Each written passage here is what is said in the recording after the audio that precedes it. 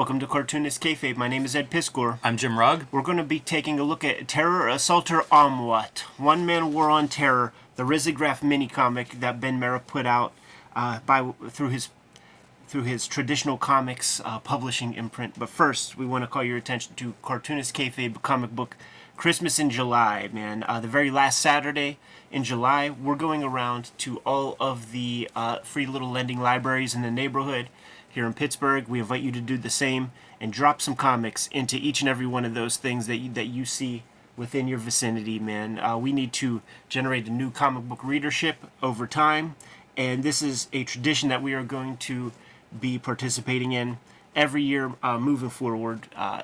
No more complaints about lack of readership, about the lack of availability of comics for new readers. We're going to help sow those seeds. We invite you to do the same.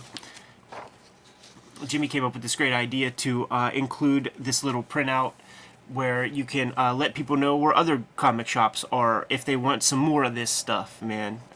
Give out the first blast for free, but show them where the local comic shops are, where they can scoop up some future readings. And ain't a bad thing to include a little Cartoonist Kayfabe mention in the mix as well, if you want to hear about what the cool comics are. Maybe you don't have the time to do a full round of research all on your own. We'll curate some comics for you, including this Terror Assaulter O.M.W.O.T. comic. If you like, follow, and subscribe to the YouTube channel, you'll be able to mitigate that kayfabe effect, which is what happens when we talk about a comic that is out of print and hard to find, which I believe this Terror Assaulter O.M.W.O.T. is. But you can still find copies out there. If you are subscribed, you get these videos early. You'll be able to hit up eBay, Amazon, your local comic shop, scoop up the comic before anybody else. And if you watch these videos to the end, that helps push our YouTube videos out to more comic book loving YouTube viewers, helps us grow the subscriber base, and make these videos possible on a regular basis even further, man. So without further ado, Jimmy, here's your copy. Terror Assaulter O.M.W.O.T. This is the collection from Fantagraphics with an expanded story, because this is mini comic. There's a cliffhanger at the end, man. But it is by the great Ben Mera. This is substantial too, by the way. Yeah, I think this was maybe going to be 3 or 4 issues originally planned, or at least that's how much is in the book. So if you like what we preview here with that Risograph edition, 4 times as much in the comic.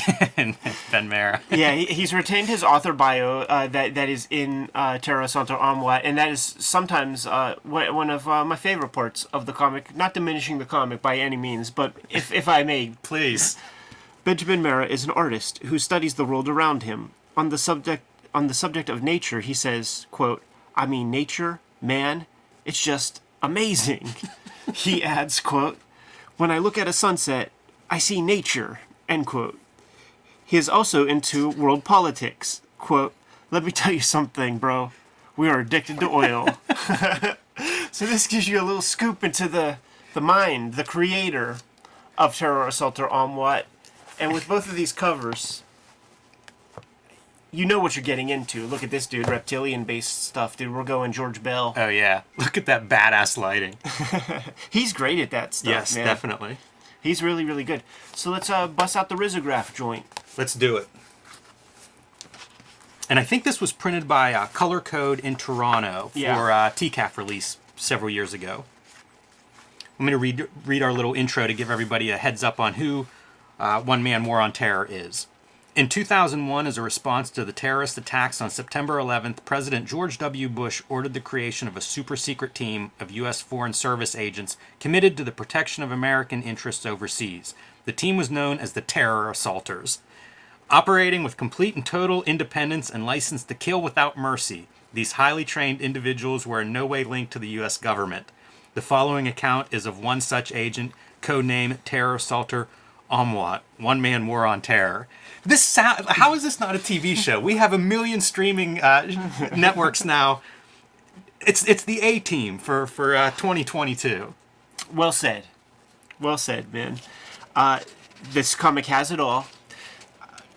I knew Ben Mera at this time, but reading his comics before I met the fella, they were like, we go dumpster diving in the quarter bins for 1980s comics, and we get a lot of stuff that is very promising to look at. As a reading experience, they never hold up. Like, if they do, like, you know what they are. The Crow, you know, I was going to say Faust, but that could be dubious at times. The promise of Ben Mara, to me, when I discovered his work, was this is like 1980s comics. This is like Outlaw comics, Power comics, whatever prefix you want to affix to it. But they all deliver. You know, like they all sort of, in the spirit of the storytelling and the writing, capture that visceral image that you see on like the front cover of those, or like the one or two money shots within those issues. Also, this one specifically reads like an 8-year-old wrote it in a way. Yes. You know what I'm saying? It's like, imagine if you had drawing skills when you were like in elementary school and you put a comic together. Yes, all of that, Ed, 100%. There's so much that I love about this comic. But you mentioned about the way it reads, and what I would say to that is we did the Wizard magazine recently, and it was like 10 pros, you know, how to write comics kind of tips, and they talk about dialogue, think about dialogue for each character, write in your own way, you know, you should have your point of view. To me, this has that unique point of view in dialogue. It's very rare to me to point to a comic and be like, I enjoy reading this dialogue. This dialogue is unlike comic book dialogue. There's nothing natural about it. A lot of it is very direct. There's no subtext to it, and sometimes it is literally just saying what is in the panel. I don't know that does it justice. I don't know that sounds great, but I'm telling you, the way you might like a writer who, you know, known for their dialogue or their scripts, in comics and TV and movies, wherever, this has a very distinct dialogue flow. Yes, to say the least. You know, the other piece is like the graphics. When I first got this one, and I was a fan of Ben Mara at this time, I had read some of his comics. Night Business is one that comes to mind, and one that Fantagraphics also published. The visuals to this remind me a lot of like Liechtenstein, you know, the colors. And he uses white in a way that I really don't see in color comics, where white is like a major color. You know, it's almost this negative space element on the page, and there's just something about this kind of like bright, cheery primary colors combined with the story that is just... It's nuts. I don't know another comic that has that combination. When I was first guest at San Diego Comic-Con, you could bring your +1 and stuff, and I'm like, yo, Ben, let's go to San Diego, dude. Because he had the O.M.W.O.T collection was brand new. And we had a table set up, but we didn't really spend any time there. We just put free comics and stuff up there because it's like, we're not prepared for that kind of thing. Caddy corner was Tim Vigil, and I was like, dude, you ever meet Tim Vigil? And he's like, a little shy, you know, he wouldn't remember me. I'm like, dude, we gotta like show him. Do you got an extra copy of O.M.W.O.T? Like, let's go meet Tim Vigil, man. And he gave Vigil a copy of the trade, and Vigil is like reading passages out loud. Particularly, I believe it was the cockpit sequence in the trade paperback that really made him belly laugh. And like, you never seen Tim Vigil emote in this way, you know what I mean? He always got his head down and he's drawing some stuff. He was going wild for Terror Assaulter O.M.W.O.T. Glowing endorsement there. Yeah, absolutely, man. The general storytelling of this is second to none. Even just moments like this, dude. Also, it's a runner. Like our main guy always says, let's just say, and then in quotes, what he is meaning to say. Yeah, the quotes are very funny. This is very cinematic too. Like, it's very easy to read in that way. It's clear storytelling. It's a strange combination of things. Like, you mentioned those 80s comics and like maybe somebody's first or second comic. It has those qualities, except it's by a cartoonist that knows what he's doing. Yeah. And takes advantage of that. But it's very straightforward. You're not going to get two things happening in a panel at one time. Using that risograph to do your DeLuca effect, man. Pretty cool. Smart drawing. Yeah, like color holds on the blue ink there. He's a good designer, you know. Like he knows how to use the tools. It's a like primitive Pettibone type style. Yes. But that's on purpose, and that's like what has to be understood, man. The thing is, like, in a lot of ways, I want this comic to be made by a demented guy. Like, that was the only unfortunate piece of getting to know Ben Mara and meet him and see how sweet and genuine of a person he is that kayfabe is taken off of the comics because it really feels, I mean, down to that author bio. Yeah, I feel like we're doing him a disservice now. Look at this great detail. As the guys are shooting at O.M.W.O.T, you see the bullet holes where they're missing him, but falling like right at his head level. It's such a cool piece. And then like the lettering's really good. The braps look cool. Okay, it's time to get a kick. Right? Like, it's fantastic. 9-panel grid akin to that famous Chuck Norris and the Karate Commandos sword fight. I love to imagine that's what he's referencing. By the way, I would read the shit out of a They Live comic by Ben Marrow. Sure. O.M.W.O.T's sunglasses make me think of it. I get it. When he lights these dudes up. And it's that classic Canon film thing where there's 36 bullets in a gun that holds 17. Mm-hmm. The cross-cutting between, like, shoot, cross-cut, shoot some more. That's amazing lighting. He's so good at that. That's another one that, to me, just screams They Live. Yeah. It feels like the goals. He's so good at that, man. Oh, this gun has a banana clip. That's what does it. Yeah. These guys bust in and say, "What's going on here? Never mind. Die." Yeah. He kicked our hands.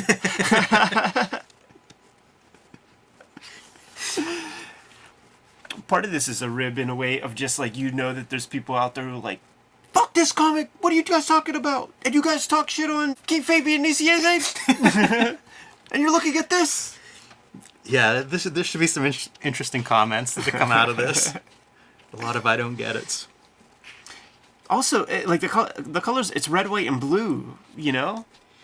I love the primary colors, you know. I mentioned Lichtenstein, and I don't think that's accidental, you know. Mara knows art history. He's an extremely successful illustrator. Like, he's familiar with all this stuff, so I don't think it's accidental that this book looks the way it does. Yeah, the risograph is key. Like, seeing the dot separations to create that, like, pink. I mean, that is straight from, like, Bazooka Joe comics. Totally. Yeah, the risograph gives you the unevenness, too, you know, where, like, some of those dots look like they're bleeding more than others. Yeah. But he did keep the dots in the Fantagraphics edition, so, you know, that's a beautiful book for this reason. It doesn't look like anything else. I wonder if there would be stuff like the overprinting in the Fanta book. If only we had a Fanta book handy that we could check it out. Yeah, it's around page 10 of the story. There is some overprinting. You can see that he's the dots are visible on there. So, nice attention to detail. Yeah.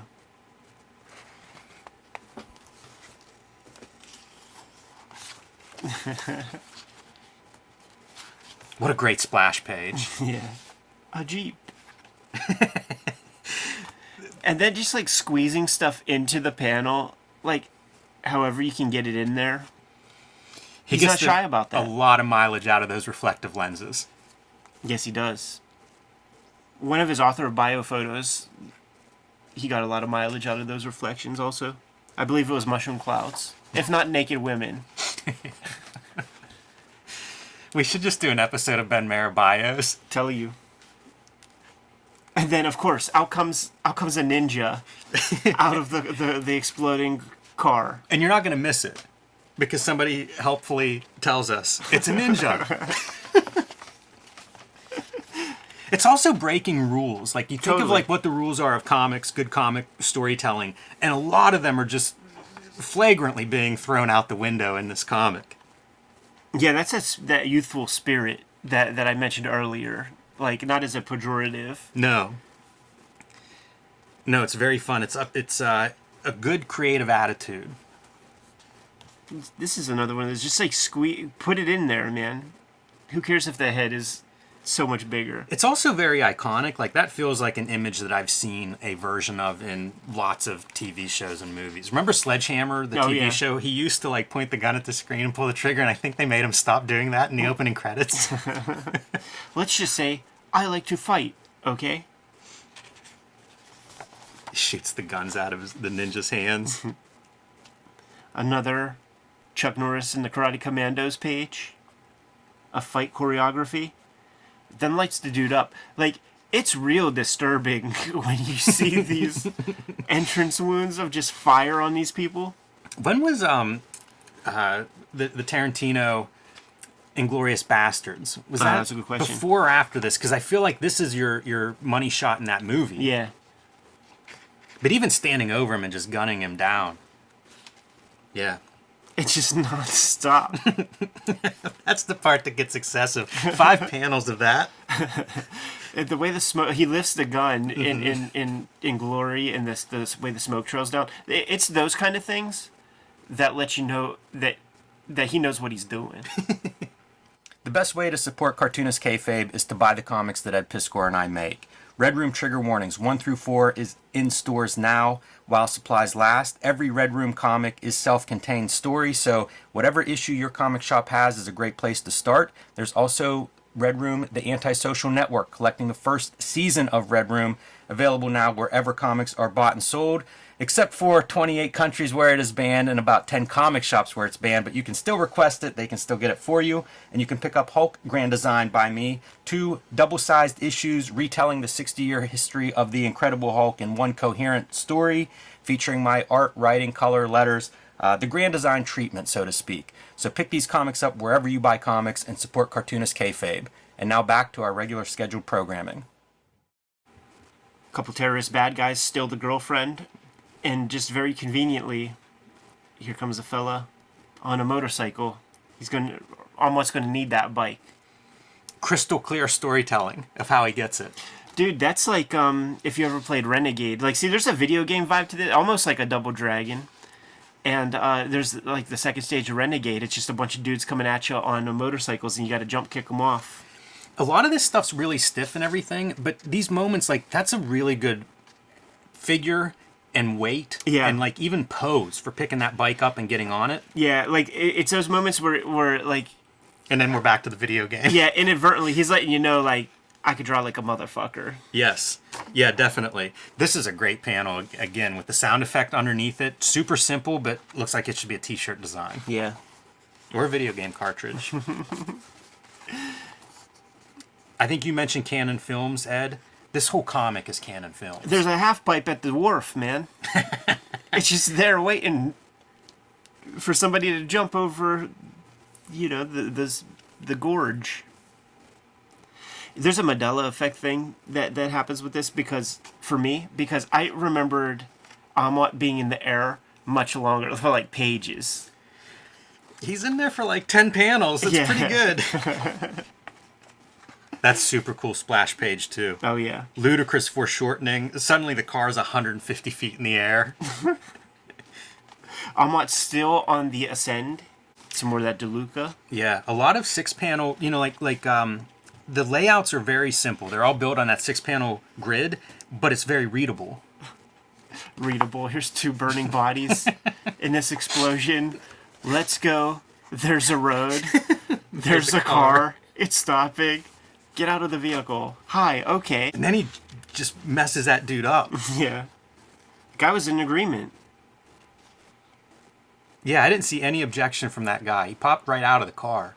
I don't know if he needed to be knocked out and left for dead on the side of the road or not. The boxy isometric car is key. That's a very kid-like drawing element. And certainly those Outlaw comics of the black and white 80s, man, like the cars and stuff were the last thing that those artists were trying to draw. Yeah, and that box-style car, it's decades. That's your standard comic book car. Sure. Some version of that, no doubt. She's like, thanks for saving my life. You can pay me back by going out on a date with me tonight. See, that's that youthful shit. Like, that's kid logic. This dude would be Steven Seagal in the movie. Sure. Did you get the microchip? It's always a microchip. And there's always drug lords. Right. Now it's a drug lord that's going to do the cyber attack on America. Yeah. And now we have the night sequence, man. We have the date. The color palette changes. Mm-hmm. It really feels dark. Brian De Palma's cinematographer comes on board here. Yeah, man. And we have some love moments, but it really is it's still with that youthful filter. This is the Skinamax moment scene in the book. Oh, yeah, sir. I guess maybe even more hardcore than that. Yeah, like maybe this one page is Skinamax. I'm going to pull your panties off. Your tongue feels good. Yes. You're taking off your clothes. And he's got that tattoo on his chest.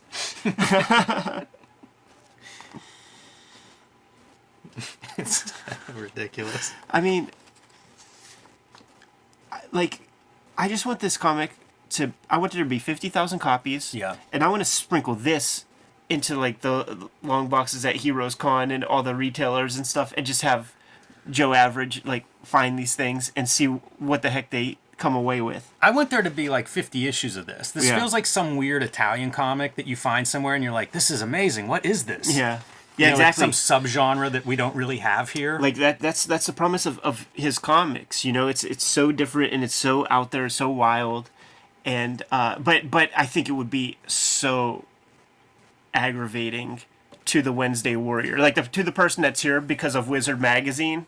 They don't know what we're talking about. We're pretentious. We're assholes. We're being highfalutin. Sure. This is amazing. Who are you? I don't know your name. Let's just say, quote, I kill the bad guys, end quote. What does that mean? But that's not before he says, I am ejaculating inside you.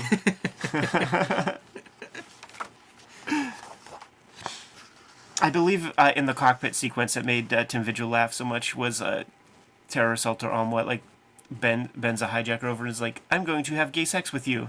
I think it's his co-pilot. Oh, yeah. There's a lot of cockpit action in that scene. Yes. Yeah, these really do feel like comics from like somewhere else. Mm-hmm. If I didn't know Ben Mara's name was attached to this and you just handed me this, I'd have no idea like what this was, where it was made, when it was made. It would be so quotable. It would be like... Eat this knife. That's pretty good. Yeah. Like, this is the stuff that, like, Klaus and those guys would dig for, you know? And Right. but you would only get one panel. If you were lucky and you grabbed a quarter bin black and white comic, you would be lucky to get, like, one panel of an incredible moment. Maybe a page. Right. But every panel on every page, that's exceptional. It's really also a fine line to be disciplined to draw in this style and to write in this. Like, it takes a certain amount of discipline. Like, if you try to do this, it's much easier to miss the mark than it is to land this. Yes. And there's no parachute. Like, you don't know. How do you know it's going to work? Right. You know what I mean? Like, he has balls. Do you think this is ironic? Yeah. Sure, of course. I feel like I'm not a big fan of irony for irony's sake, but there's also sincerity of this. There And is. like, I can show you long boxes of the black and white books that I want to be this, and some of Yes. them do have elements that would overlap with this. And to me, like, the thing that makes that part not ironic is that's people that are really going for it, and this is what they create from a sincere place. Yeah. This one feels like a celebration of it. You mentioned Power Comics earlier, and I feel like this is celebrating the same qualities as something like Power Comics. Exactly. It's doing it in comic form rather than having, like, Yes. a YouTube channel. But the sincerity is key. Right. And this has it in boatloads.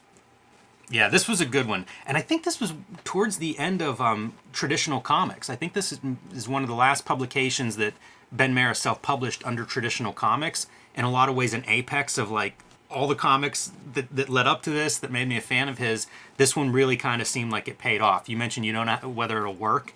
I guess that's why you make comics and you build on what you've done before, and maybe you never know if it'll work or not. But this one felt like an apex of traditional comics. Yeah, absolutely, man. This comes out, and then I bring Ben out to San Diego. One of the schemes was to put him in front of Fantagraphics, because they were doing this, like, song and dance together for years of, like, Eric wanted to publish some stuff, Ben said that they wanted to publish some stuff, but, like, I was hearing that same story every time, and like, I wanted to put him in the room with the like, guys, work something out, like, and like, I named it, like, I was like, for every one of X's book that you publish, you need to publish 2 Ben Mara books. Your slideshow, corporate slideshow. Yeah. For every one of these that you publish, you need to publish 2 Ben Maras. And dude, it was a go from then forward. And I think there might be like what four books. Yeah, I was trying to think of what Night Business I mentioned, and then there's one. It's like American Nightmare or something. I can't remember the name of it, but collects American Blood. Yeah, American Blood. It collects a bunch of his short comics. Yeah. And it's a nice book. I'm not sure who's designing it, if it's Covey, if it's Ben, but it has like the orange page ends and stuff. Like a very nice looking books that Fantagraphics published. And there's the new book that's out. Desperados, is it called? Disciples? Disciples. Yeah, Disciples. Yeah. Yeah, so still active cartoonist. So yeah, man, check out his work. The last piece I would say it reminds me of are video stores. Yeah. Like I grew up loving video stores, and it was those like B movies and straight to video kind of low budget, no budget action movies that I just adored. This has that kind of feeling, not just Canon Films, but any of those kinds of. We've got some land out here. We can blow up this building. So let's put a movie around. Let's build a movie around this thing. Well said, man. You good to go? Yes. All right. Cartoonist Kayfabe Christmas in July is coming the last Saturday in July. Fill up those free lending libraries in your neighborhood up with comic book doubles if you got them. Also, like, follow, subscribe to the YouTube channel. Hit the bell so that we can notify you when new vids are available. Jimmy, what do we got out there? Hulk Grand Design Monster and Madness is in comic book shops everywhere right now. It's 2 40-page comic books telling the 60-year history of the Incredible Hulk that I am writing, drawing, coloring, lettering, doing all that good stuff in the Grand Design tradition. Also, join me on patreon.com/JimRugg, where you can see more of my original art, my process, and you can download some of my out-of-print zines and mini-comics. Red Room Trigger Warnings, trade paperback in stores in September. Murder on the Dark Web for Fun and Profit is the name of the game. Goes along nicely with your Red Room Antisocial Network trade paperback that came out last year. Trigger Warnings is going to be my 10th solo book, Jimmy. Super stoked on that. That's exciting. It's all happened in a blur. The comic is banned in more than 28 countries. Comic is banned in more than 10 comic shops. So hit up my link tree in the description below. You can order those comics online. You can hit up my my Patreon and read the comics. Right now today, $3 for the archive. More than 250 pages online as we speak. What else do we have out there, Jim? Subscribe to the Cartoonist Kayfabe e-newsletter at the links below this video. You can also find Cartoonist Kayfabe t-shirts and merchandise at the links below this video. It's another great way to support the Cartoonist Kayfabe channel. Given those marching orders, we'll be on our way. Read more comics.